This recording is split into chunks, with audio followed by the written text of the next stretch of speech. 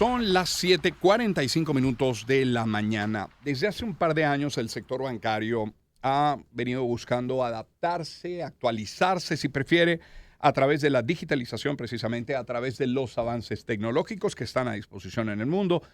Y de eso hemos hablado y vamos a insistir el día de hoy. Pero también el encaje legal tiene a muchos muy entusiasmados, esperanzados con algún tipo de respiro al final del túnel para su negocio. También sobre esto queremos hablar y de hecho iniciar nuestra conversación con el presidente de la Asociación Bancaria de Venezuela, con Pedro Pacheco Rodríguez. Pedro, bienvenido, buen día, ¿cómo está? ¿Cómo le va? Muy bien, muchísimas gracias por la invitación. Le pregunto, ¿la cifra de ajuste del encaje legal esa que se ha anunciado es un misterio, es un hecho? ¿Qué saben? Bueno, cuento muy brevemente en relación al anuncio del encaje legal. Hace aproximadamente 3 semanas, tanto la vicepresidencia como la presidencia de la República hicieron una serie de anuncios en distintos ámbitos relacionados con impulsar préstamos a emprendedores. Así es. Relacionados como todo lo que tiene que ver con el mercado interbancario de divisas. Y entre los anuncios estuvo el del encaje legal. Pero fue un anuncio general. Estamos a la espera de que se determine en qué porcentaje va a quedar el encaje legal. El encaje legal actualmente es del 73%, de acuerdo a una resolución de hace 3 años. Se supone que un encaje tan alto como ese es una medida temporal, porque, bueno, es lo que yo siempre digo en términos muy sencillos. Eso es como si a un panadero tú le prohíbes hacer pan. Exacto. Entonces, Tiene 15 sacos, haga 2. Exacto. Entonces, por cada 100 bolívares que tú recibas, 73 van para el Banco Central de Venezuela. Ahora, ¿cuál es la realidad actualmente? Y es una materia muy especializada, que es la metodología para determinar ese encaje. Y entonces, bueno, observamos que ante la ausencia de esta información, muchos analistas, economistas, hacen proyecciones, especulaciones. Es cierto que el encaje legal es del 73%, pero si tú me preguntas hoy cuánto es el encaje real, es del 40%. ¿Por qué? Porque hay una serie de deducciones que temporalmente la metodología te permite hacer. Es decir, si tú tienes, y aquí entramos en temas muy específicos, si tú tienes estos bonos, títulos de cobertura, bueno, eso tú lo puedes deducir. Si tú tienes, que acaba de ser anunciado recientemente, en tu bóveda, billetes, tú lo puedes deducir. Ahora, no todo eso son deducciones. Ahí hay una parte importante que es lo que se llama el déficit. Aun cuando yo tengo que depositar el 73%, yo solo deposito 50%. ¿Qué pasa con la diferencia? Se origina una multa. Se origina lo que se llama el COFIDE, que es el costo de financiamiento del déficit. Entonces, la banca, en situaciones determinadas, para poder seguir prestando, incumple el 73% y eso le genera una multa. Entonces, o sea, ¿es rentable para la banca ese incumplimiento? En algunos momentos. En algún momento. En algún momento es rentable.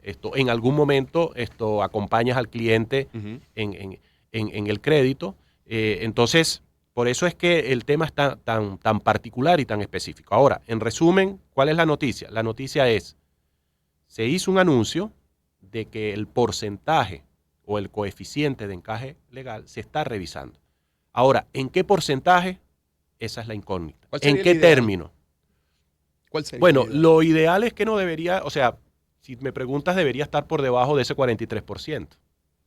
De ese 43% que es el real. Que es el real.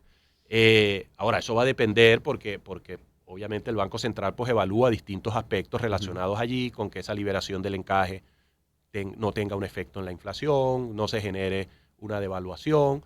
Entonces, estimamos que en las próximas semanas ya debemos tener un anuncio particular sobre eso. Una vez que tengamos el anuncio, podremos saber el efecto que va a tener en el crédito, que al final es lo importante. O sea, cuál es el efecto que va a tener para poder seguir otorgando nuevos créditos, sobre todo a emprendedores.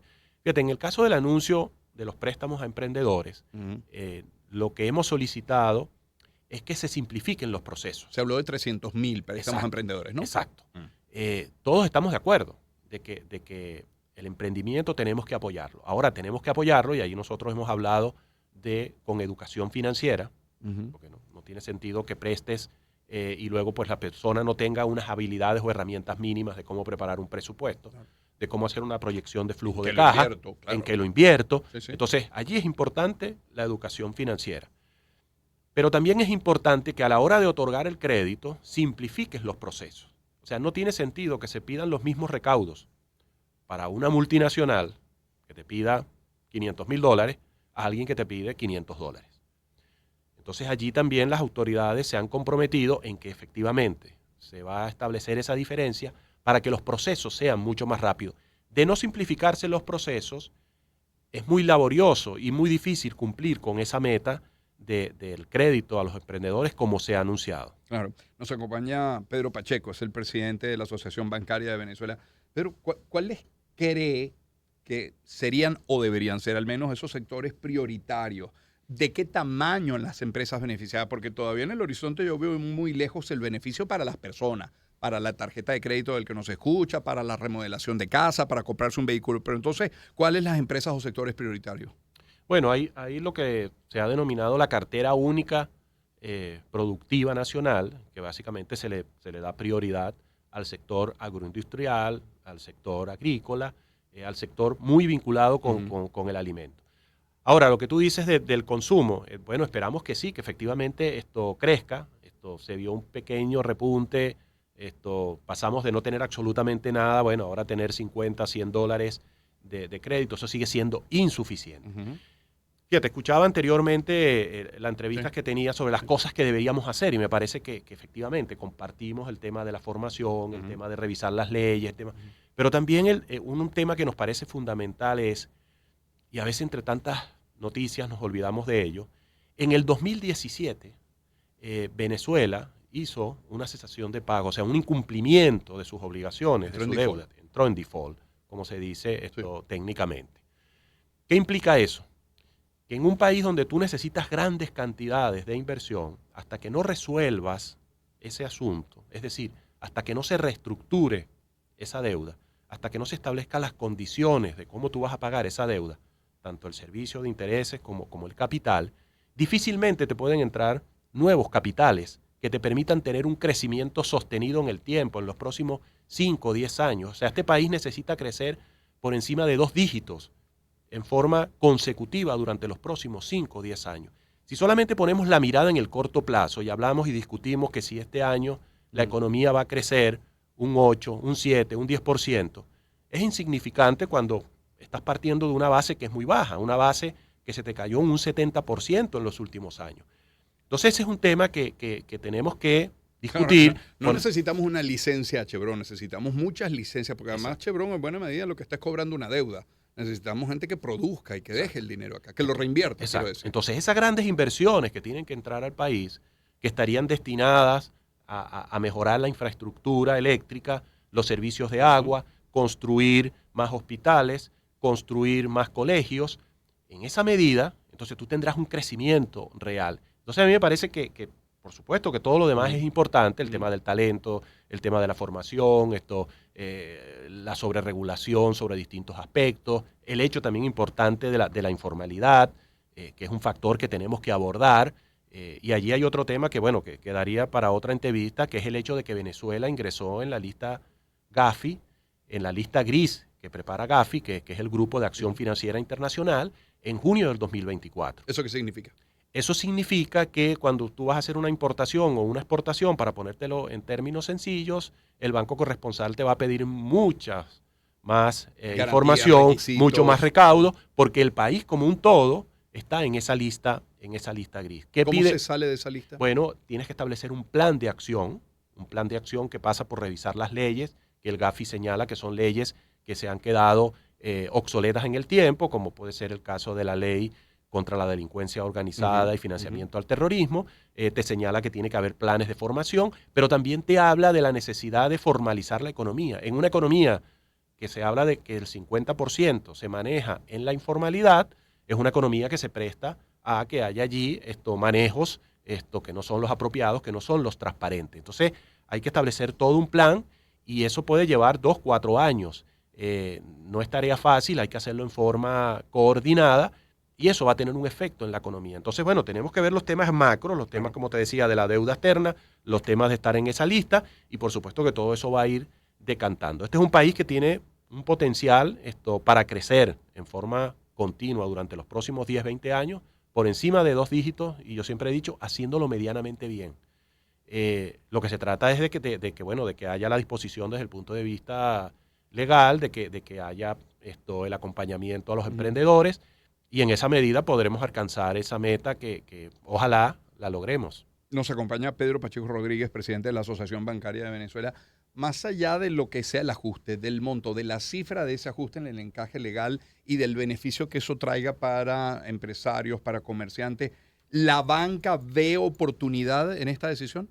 Claro, es una buena decisión. Vista en esos términos, es una muy buena decisión. Se venía solicitando desde hacía mucho tiempo que se revisara el porcentaje de ese encaje, que legalmente es del 73%, como también se pedía que el COFIDE, el costo del financiamiento de ese déficit, no fuese por cantidades exorbitantes que hacía la banca incurrir en unas pérdidas o unos gastos que no se justificaban.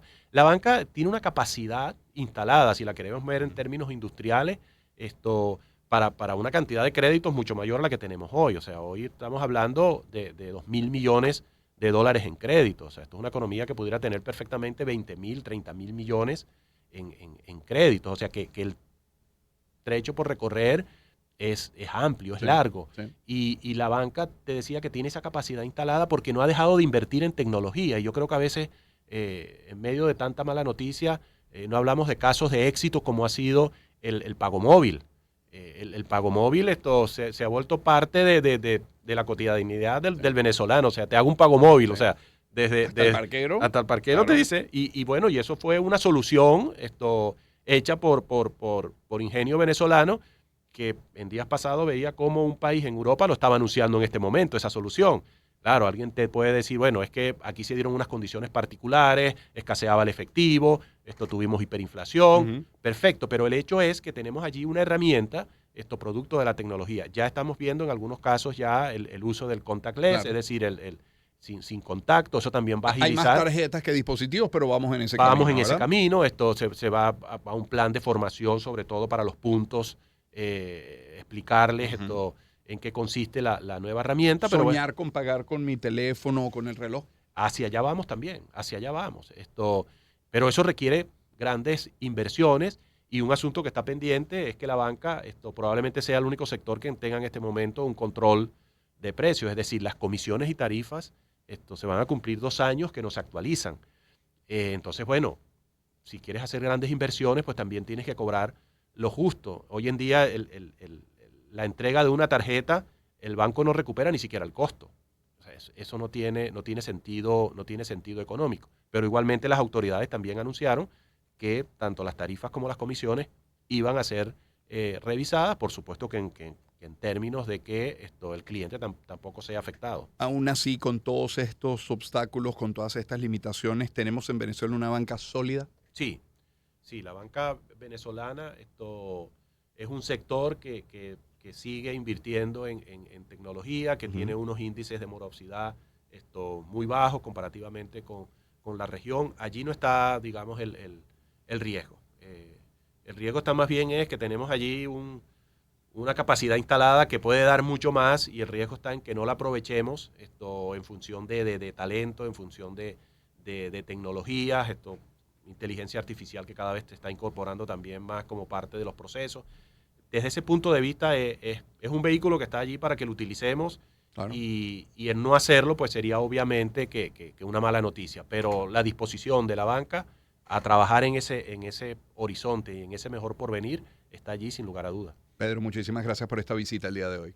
Muchas gracias por la invitación. Pedro Pacheco Rodríguez es el presidente de la Asociación Bancaria de Venezuela. Son las 8:00 a.m. Vamos a la pausa, volvemos enseguida con más. No es el amanecer,